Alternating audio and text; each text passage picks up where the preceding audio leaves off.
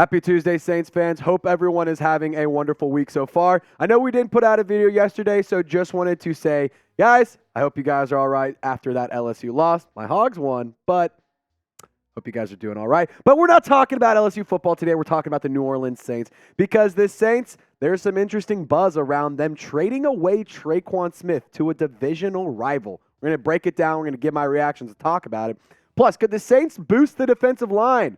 Pretty juicy trade idea. Trust me, you're going to stick around for that. And at the very end of the video, we're going to be breaking down the 2023 New Orleans Saints captains as they were announced yesterday. But before we get into today's content, guys, I ask you to subscribe. We are taking on Titans today in a sub battle. We wiped the floor with the Falcons today, channel. So let's do it again with Titans today. Lock us in, subscribe today, turn on your notifications. That way you can get all of our Saints news, rumors, updates, live shows, watch parties, and everything in between. Trust me, you do not want to leave this video without hitting that red sub button so we can beat the Titans.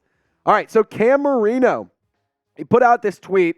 Found it pretty interesting. Wanted to talk about it. It's a little old, but, we're going to talk about it today. So don't be shocked if the Falcons make a play for Saints wide receiver Tre'Quan Smith. As I previously reported, Atlanta is covering its ground when it comes to potentially acquiring a receiver. After meeting in Atlanta a year ago, I'm told the two sides came, quote, very close to an agreement, but ultimately had some contractual discrepancies. And so, dear Atlanta, if you want Tre'Quan Smith, you can frickin' have him. You take him. Take him. Like, here's Smith on a silver platter. Take him. He's all yours. If you want to give up a 7th-round pick, a 6th-round pick, fine, I'll take it. But just, you want him. He's all yours. I'm not huge on Tre'Quan Smith. I know a lot of times this channel feels like it's an anti-Tre'Quan Smith channel, but that's not the case. There's a lot more talent out there. And the Falcons, they could use a guy like Tre'Quan Smith who, quite honestly, let's call it how it is, has never really been that great. Even when he was like a wide receiver 1 in 2020, when he had Trevor Siemian, Ian Book. I mean, who else? Everyone throwing the ball. Jameis. You had everybody throwing the ball in 2020. He only had 34 receptions, 448 yards, and 4 touchdowns. He's not anything that impressive. I truly do believe there's talent in that Saints practice squad that could be elevated and could make more of a difference and more of an impact than Tre'Quan Smith. But he is a good pass blocker. It's kind of hard to ignore that because he does have value somewhere. But my point being is the Falcons wide receiver group, it's bad. It's just atrocious. I'm going to read you a few of the names here. Drake London, respectable player. Mac Hollins, don't know. Scott Miller, not sure. Josh Ali, Kaderil Hodge, and Penny Hart, who's on injured reserve. They don't have many guys on the wide receiver depth chart. Per ESPN, not a lot of guys. But they could use a guy like Tre'Quan Smith. He's played in the NFC South before. He has experience. He can give you some veteran leadership. And at the end of the day, I think he's an upgrade over Kaderil Hodge. He kind of has to be, right? But you tell me, Saints fans, we got more to talk about. Would you trade Tre'Quan Smith away? Type T for trade, type P for pass. Let me know in the comment section. And why we're talking about a Tre'Quan Smith trade, because there's been some reports out there. There was the tweet we showed you earlier from Marino and talking about the Falcons having interest. But there are reports coming in from the Saints camp that wide receiver Tre'Quan Smith, number 10, he's expected to miss week 1 versus the Tennessee Titans because he has a groin injury. And so the timetable for Smith to return is unclear. And players who have undergone similar procedures, they typically have been sidelined for about 3 to 6 weeks. So I think that not having Tre'Quan Smith for 3 to 6 weeks could really hurt this team. And you have a guy on the wide receiver room in the practice squad that I think can make a big difference. His name is Shaq Davis. He was a UDFA out of South Carolina State. The dude's 6'4.5", 6'5", whatever you want to call it, 216 pounds, climbs a ladder like it's nobody's business. Contested catches, he's coming down with them. 7 receptions, 101 yards, 14.5 yards per catch, damn near it, in the preseason for the New Orleans Saints. Would have loved to see him capitalize and get a touchdown at some point through that preseason. But I think Smith is a big body guy. The Saints tend to really hit home runs recently. Tre'Quan Smith, Rashid Shaheed, Shaq Davis, 2 UDFA wide receivers, I think could make a massive impact. We've seen what Rashid Shaheed can do. give Shaq Davis a chance. That's my thought. That's my take, and I want to see Shaq Davis do some damage on the Saints this year. But, guys, pick a wide receiver for me. Would you rather keep Tre'Quan Smith and roll with him? Just type TS. If you'd rather run with Shaq Davis, let me know by typing SD in the comment section, because I personally think I'd go Shaq Davis. Tre'Quan Smith, though, you can't sit here and say he's completely invaluable. All right, so we have a wild update. Here's where we were talking about should the Saints go and boost that defensive line. Defensive end Chandler Jones of the Las Vegas Raiders is very unhappy with the current situation in Las Vegas. And I'm not going to lie, we just got to talk about it. So just in general, I'm just going to kind of set the scene, talk about this. I'm reading some of his Instagram story as we speak right now. I'm going to have to censor a lot of this. A lot of things can't be said, can't be shown on YouTube. But what we do know is Jones is going crazy on Instagram after being locked out of the Raiders gym. And some of the things he said, they won't let me in the building trying to provoke a player.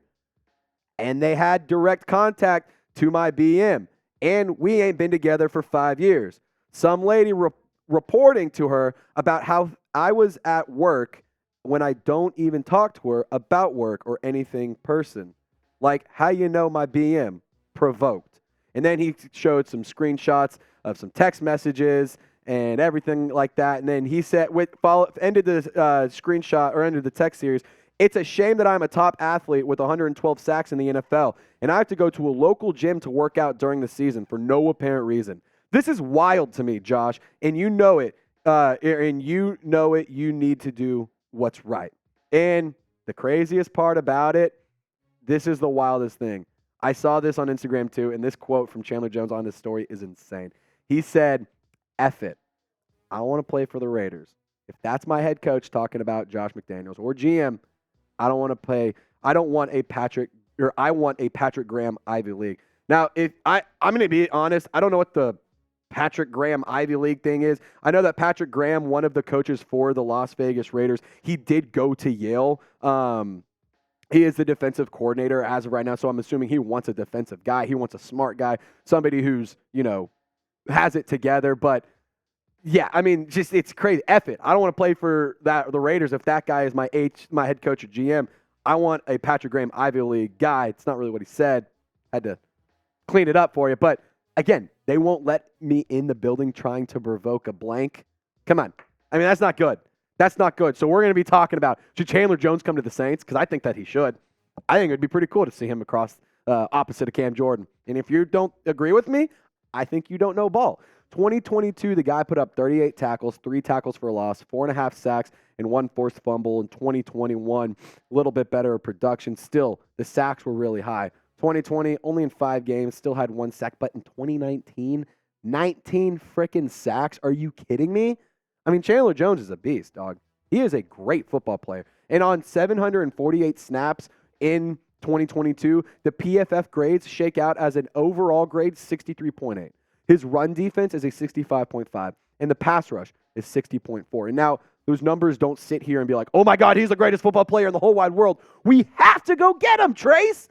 That's not exactly what I'm saying right now. But the Raiders, we know, I don't think they're going to be that good. I'm sorry, Raider Nation, to all of y'all who watch the channel. I just don't think the Raiders are going to be that good. I think they could find themselves being sellers, and I think that the Saints could use a guy like Chandler Jones opposite of Cameron Jordan, and that's not to take away from Carl Granderson. I just think that a player who's putting up numbers like you see on your screen is very valuable. And not just to mention that he can do a lot. He's a sack leader. He is a great sack guy. He is an active sack leader in the NFL right now, and he is number 3 on the list. And in terms of how far he is to climb that ladder to be top 10, I mean, he's only a handful of sacks away.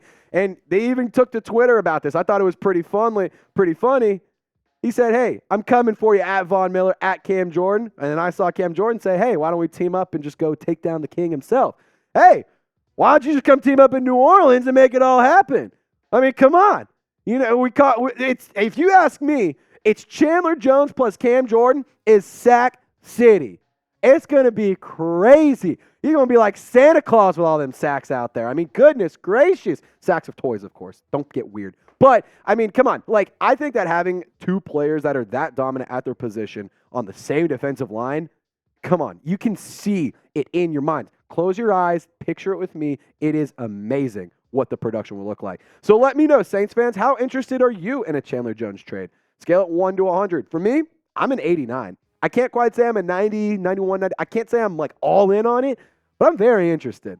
And I bet Chandler Jones would have a very good season with the New Orleans Saints. And if you want to bet on anything else, if you want to bet on NFL Week 1, your LSU Tigers, Tulane football, you want to bet on baseball, basketball is coming up shortly, whatever you want to do, you got to bet at chatsports.com/bet. You get hooked up with BetUS, one of the best, most awesome sports books online. You can get an $125 deposit bonus, meaning you put in $100, they give you $125 of money to gamble with. So you get $225 of cheddar to lay down on whatever you want to do. So if you're a degenerate like me, go to chatsports.com/bet. Use promo code CHAT125 so you can take advantage of that deposit bonus. All right, so last things last. Round out today's show, a little bit of news around the team. The 2023 New Orleans Saints captains have been announced, and here they are. You got 7 total captains. Typically, they go with 6, but this year they added 1 more.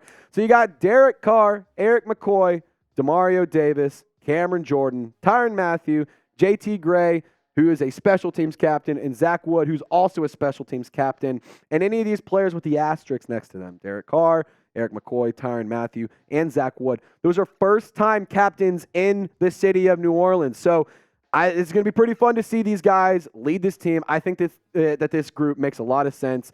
You know, Jameis Winston was a captain last year. He's not now this year because Derek Carr replaced him.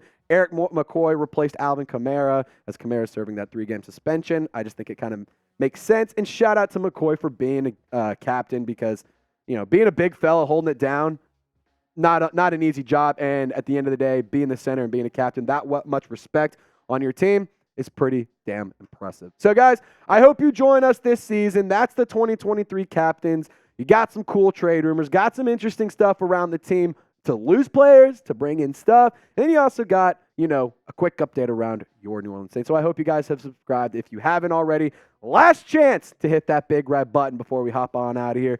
We're going to have watch parties almost every week. We're going to be giving you guys content all throughout the season, so don't forget to subscribe. Lock us in, and as always, Saints fans, thank you so much for tuning in. Y'all stay golden. We'll catch you next time.